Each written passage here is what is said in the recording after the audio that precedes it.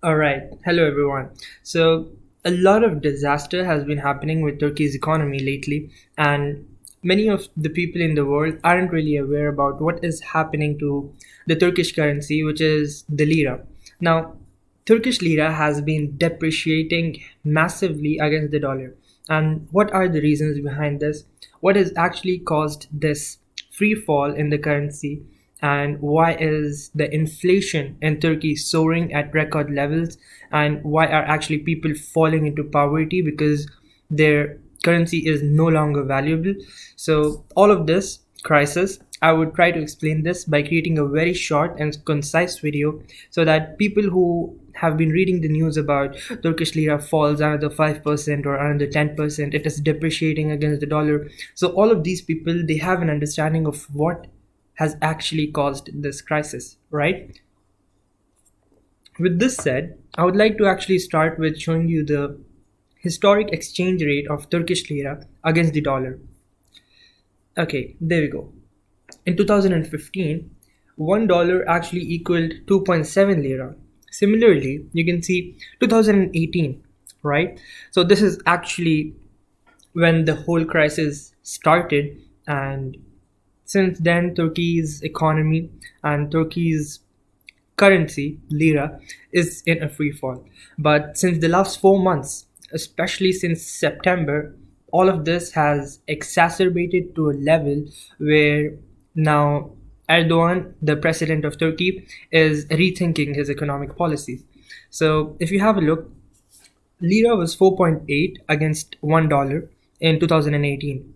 And then let's fast forward to this year. In 2021, in the first half of 2021, lira reached a record low of 7.3. It wasn't a record low, but yeah, it was very low as compared to the past 3 years. So this happened. August, you can see similarly, it is depreciating. Now the lira is 8.5 against the dollar. And in November, that is just the last month, lira reached the low of 12.6, which is a historic low. It never went to that levels in history. And then we are in December. Today is December 21, the time I'm recording this video. But yesterday, lira hit an all-time low against the dollar of 18.2 lira against $1. Awesome. So we're seeing that the Turkish lira has been depreciating heavily. And then at the time of making this video, I guess Turkish lira stands at 12 something against the dollar. Let's quickly check it. Let's say lira USD. I was actually supposed to do it the other way around. Right, it's at 13 right now. So lira currently stands at 13 against the dollar. Now, why is the currency depreciating? Let's talk the background of this whole crisis. So the reason why Turkish lira is depreciating is because of the president of the country. His name is Tayyip Erdogan. Now, he has an unconventional belief in economics. Now, the world economists actually disagree with Erdogan, but this person thinks that if there is inflation in the country, you're supposed to bring the interest rates down. And the whole world believes if there is inflation in any country, you should bring the interest rates up. Now, this is the battle going on. And historically, it has been proved that to battle inflation, you are supposed to increase the interest rates and not decrease them. But Erdogan believes you should decrease them. So, this is what he did. After all, he is the supreme power in Turkey. So, he decided to decrease the interest rate so that he can control inflation. And the result is a disaster and is a continuous disaster. Now let's see what happens when you decrease the interest rates. Does it really help you to control inflation or not? So if you decrease the interest rates, what happens? The access to money becomes easy, right? The cost of borrowing becomes easy. If the bank is giving out loans at lower interest rates, what happens? Anyone can have access to the loan because the cost of borrowing is less, the interest rate is less. So when there is easier access to money, what in turn happens? Simple, there is more liquidity in the economy. right? Easier access to money, so there is more liquidity in the economy, and there is more liquidity in the economy means there is a lot of money flowing in the economy, there is a lot of money supply. What happens? The spending of consumer increases. Now, if consumer spending is increasing, it definitely means that their demands will also increase. So, when consumer spending increases, the aggregate demand in the economy is also increasing. And when the aggregate demand is increasing, the prices will increase. And when the prices increase, you know what that phenomena is called. That's called inflation. Now, inflation in itself is not a bad thing unless and until it is controlled. The developed economies of the world, they like to keep inflation in the range of 2 to 4%, right? Some countries don't even like 4%, like the UK, but 2 to 4% is a pretty good range for inflation. But with this interest rate cuts which have been happening in Turkey, the inflation has soared to record levels. You can see what I've written here. The government says inflation is 20%. And as I said, since 2018, and even a little before that, Turkey has been battling, economic problem, and their inflation historically has been 5 to 10%, right? So the cost of the basic raw material, the basic necessities of life has been increasing. People are not able to afford them because their currency is depreciating in value. The same thing which costed 5 yesterday is now costing 10, and the wage of the people is still 5. So how can they necessarily buy the thing which has now become 10 with their $5 wage or 5 lira wage? So the inflation is increasing and the wage is still stuck at the same level. The wages are not increasing in Turkey, and people are relatively sliding into poverty slowly. And by the way, another interesting thing is government says the inflation is at 20%, but the people in Turkey do not really believe that because they are experiencing firsthand the problems which have been caused by the President Erdogan because of his economic policies, where he believes that interest rates need to be lowered to battle inflation and not increased. So, experts actually believe, some organizations have done their personal and private calculations where they say that inflation is actually over 48%. It's not 20%, but more than 48%. And for the month of November, they said it is over 52%. So this is what is actually happening in Turkey. So the entire synopsis, the gist of this is the unconventional economic beliefs of the Turkish president Tayyip Erdogan. It is also known as Erdonomics, as I've written here. So, what is at the heart of Erdonomics? At the heart of Erdonomics is that interest rates need to be lowered, and low interest rates are good. This is what Erdogan believes. Now, isn't central bank the authority which controls the money supply? And Erdogan is the president of the country, not the central banking, not the central bank governor. So this is what happened. A central bank governor, there were 3 central bank governors. All 3 of them, they actually decided to follow the conventional economic principles where if you want to control inflation, you will increase the interest rates. So these 3 governors, they actually increased the repo rates. But Erdogan, who is not a believer in increasing interest rates, he sacked them all. And now the present central bank governor in Turkey is actually a loyal supporter of Erdogan. So he basically does what Erdogan tells him to, and they have kept the interest rates low, right? And I think it was 19 and 16 and 15, and current interest rate, I think they have kept it at 15%. So interest rates are kept low. Now, another thing which has happened is Erdogan's popularity among the Turkish people is decreasing, and experts and political analysts, they say that this might have an impact on the 2023 election, I believe. So yeah, this is something political. His popularity is decreasing among the people. Now, when okay, I'll just take you back real quick here. Yeah, I said yesterday Turkish lira hit like all-time low of 18 lira against the dollar. So this is when Erdogan probably might have known that, yeah, there is some trouble. So he tried to stabilize the lira. Sorry. So he tried to stabilize the lira, and what did he actually do for that? I'll take you to a CNBC report, and let's read it together. Yeah, it's this one. So I'll actually put the link of this in the description, so anyone who is interested can just read it out. So Turkish lira whipsaws from historic low after Erdogan announces a rescue plan. So basically, this rescue plan is in itself a very highly debatable plan, because economists believe this is not really possible, and this is the first time, not the first time, but this is very unconventional of the supreme leader of a country to the leader of the state to come and say such things to protect the currency from depreciating.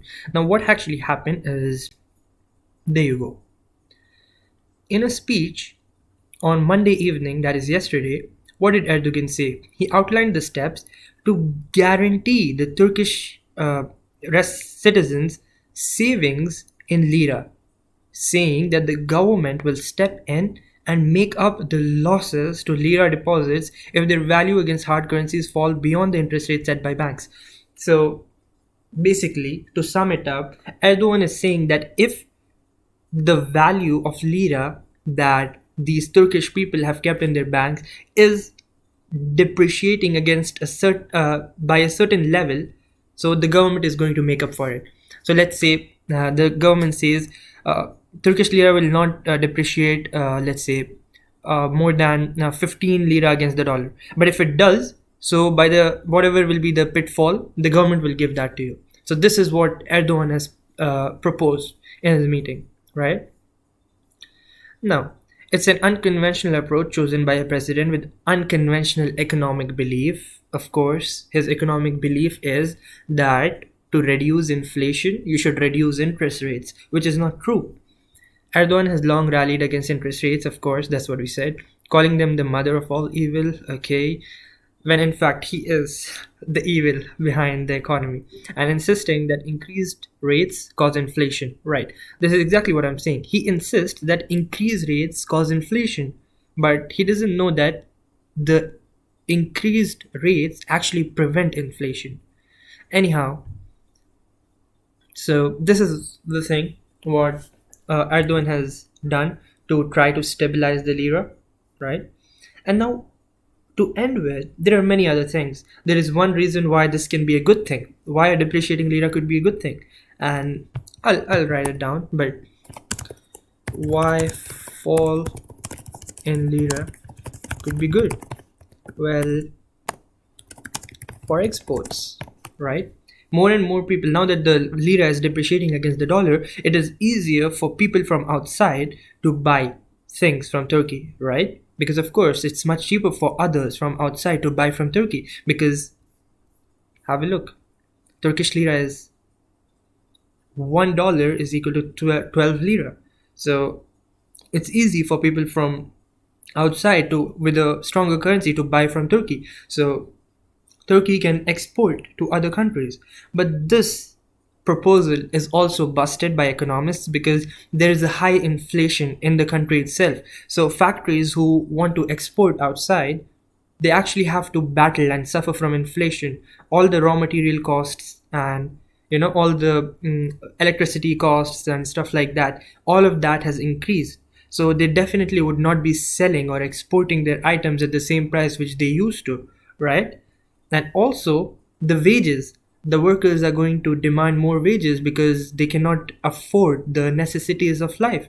So all of this is basically impending disaster if not controlled, if the interest rates are not controlled, and if Erdogan doesn't change his unconventional beliefs.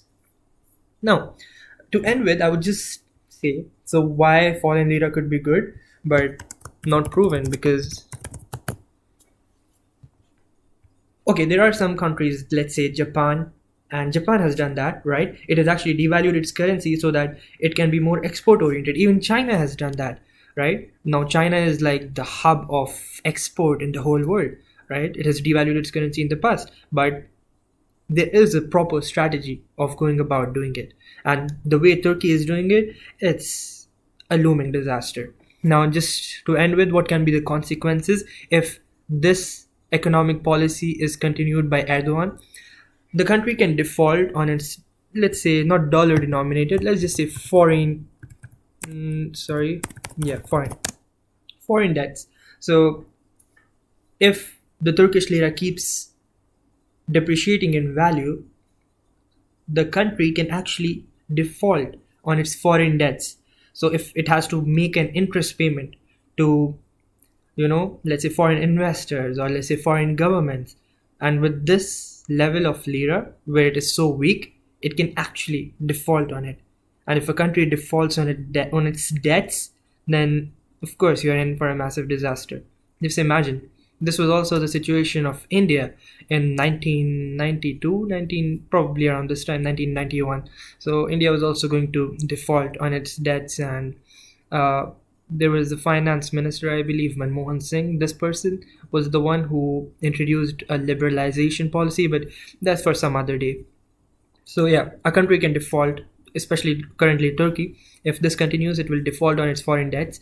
And bank run. So what is bank run? Bank run is basically when everyone in the economy, theoretically, because this rarely happens, but it means everyone in the economy, all the people, all the savers, all the depositors, they run to the bank. Basically, they go to the bank to withdraw their money because they know that banks are going to fail.